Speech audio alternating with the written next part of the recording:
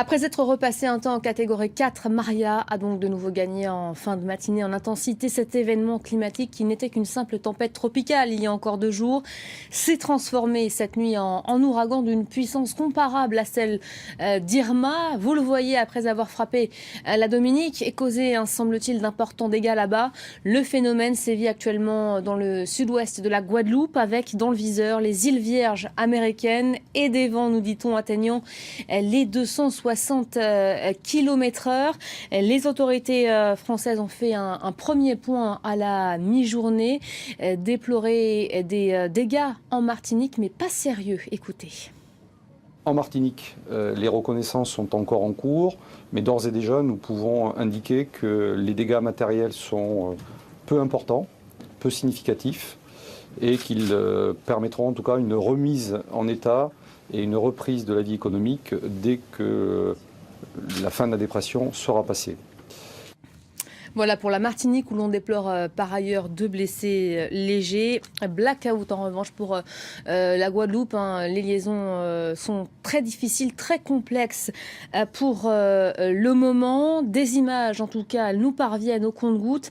Et des images notamment de la Dominique, l'île qui aurait perdu selon les autorités tout ce qui pouvait être perdu. On fait le point donc en l'image sur cet événement climatique extrêmement violent. C'est avec nos confrères de France 3. Regardez.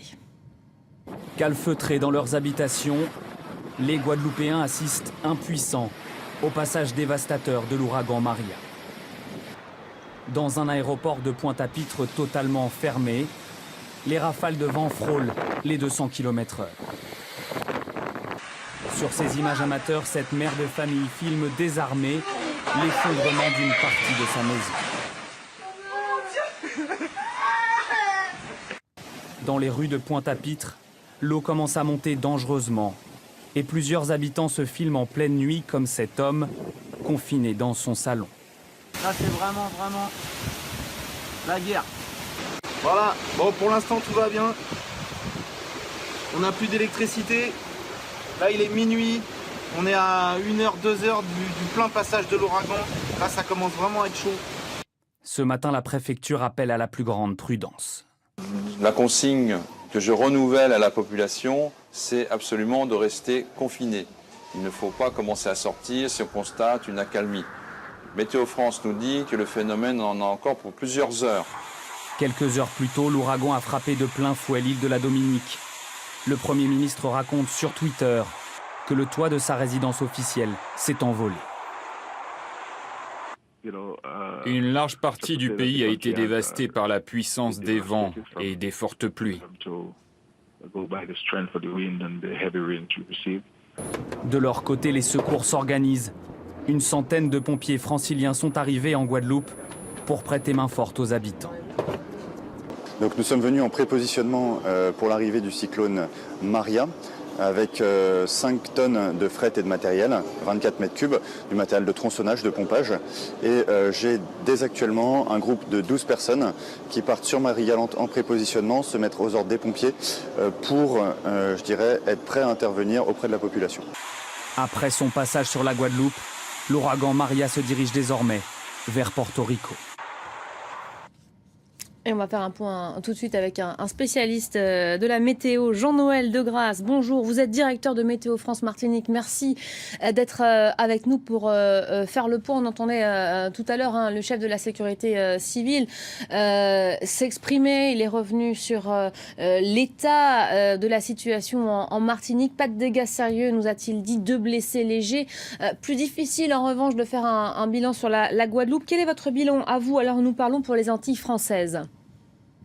Et alors, si on parle de bilan météorologique, vous l'avez compris, la Martinique a échappé au plus dur des conditions, même si là, il est passé à quelques dizaines de kilomètres. Ce qui était important, c'est qu'effectivement, il y a eu des rafales, 120-130 km/h, une mer très très démontée, des précipitations, mais qui ont été quand même très localisées sur le relief. On a dépassé les 100-150 mm, mais assez localisé, donc quelques crues, mais rien d'extraordinaire. Par contre, la Guadeloupe, c'est très différent parce qu'ils étaient dans la partie nord et est de l'œil de Maria, qui était alors catégorie 4 ou catégorie 5. Et donc, ils ont essuyé énormément de pluie. C'est surtout ça qui est impressionnant. On a des cumuls de plus de 400 mm de pluie. Vraisemblablement des points qui atteignent les 500 mm, ce qui est très très très exceptionnel. Des rafales de vent vraisemblablement qui ont dépassé les 150 km/h et une mer énorme qui est venue.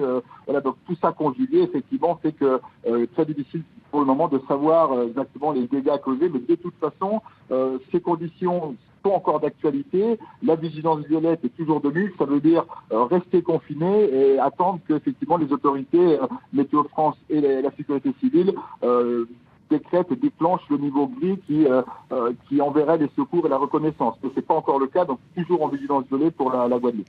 On nous dit depuis ce matin, depuis le réveil, que ce type de phénomène est inédit. Jamais on a assisté à un changement de situation aussi soudainement. Je rappelle, on est passé de la tempête tropicale à l'ouragan niveau 5. Comment déjà ça s'explique ? Alors, il y a eu ailleurs dans le monde ou même dans l'Atlantique déjà des phénomènes comme ça, de ce qu'on appelle intensification rapide. Mais c'est la première fois qu'aux portes des Antilles, on a une intensification aussi rapide et pour arriver à un niveau aussi haut. C'est-à-dire arriver quasiment au maximum de ce qu'on a, puisque un ouragan catégorie 5, c'est le maximum de l'échelle, même s'il est un tout petit peu en intensité en dessous de Irma. Vous savez, on va pas s'amuser à jouer à 20 ou 30 km/h devant. Donc ça, c'est vrai que c'est exceptionnel d'avoir cette intensification aux portes de l'arc antillais. Et en plus, c'est vrai qu'on n'avait jamais vu, on l'a dit, on l'a redit, avant Irma et donc avant Maria, d'atterrissage d'ouragan catégorie 5, avec un œil très puissant, un mur de l'œil très dangereux, directement sur les îles. Donc ça fait 2 fois quasiment en 15 jours. C'est exceptionnel et c'était quasiment imprévisible. Votre regard à vous sur cette saison des ouragans qui n'est pas terminée, hein, rappelons-le. On peut encore s'attendre à d'autres événements de ce type. Ça fait déjà 2 ouragans qui sévissent en un temps extrêmement rapproché. C'est dû à quoi aujourd'hui ? Oui, c'est vrai, même 3 ouragans majeurs en 15 jours sur la même région, c'est quelque chose d'exceptionnel qu'on n'avait jamais vu. Il y a sûrement des explications qui nous échappent, soyons clairs. On a quelques éléments quand même qui contribuent à cette activité importante. On a un océan superficiel, c'est-à-dire qu'entre l'Afrique et les Antilles, la température de la mer est beaucoup plus chaude que la normale. On a par moment 2, voire 2,5 degrés de plus que ce qu'on a d'habitude. Et vous savez, c'est dans la chaleur de l'océan que l'ouragan puise son énergie. On a aussi des ondes tropicales, c'est-à-dire ces perturbations qui donnent naissance aux cyclones. Les cyclones tropicales sont très actives, elles sortent d'Afrique et la mousson africaine était très active. Donc on a déjà ce potentiel qui se crée. Et puis on a une structure atmosphérique sur l'océan Atlantique tropical, c'est-à-dire là encore entre l'Afrique et les Caraïbes. Cette structure de l'atmosphère est très favorable au développement des cyclones. Les vents sont bien homogènes. En altitude, on a tout ce qu'il faut pour évacuer le trop-plein d'énergie. Enfin bref, on a tout pour que ces machines énergétiques se renforcent. Merci beaucoup Jean-Noël Degrasse pour votre expertise. Merci d'avoir été avec nous. Je rappelle que vous êtes directeur de Météo France Martinique. Voilà ce que l'on pouvait dire de ce phénomène climatique toujours extrêmement violent et qui se dirige vers les îles Vierges américaines à l'heure où nous parlons.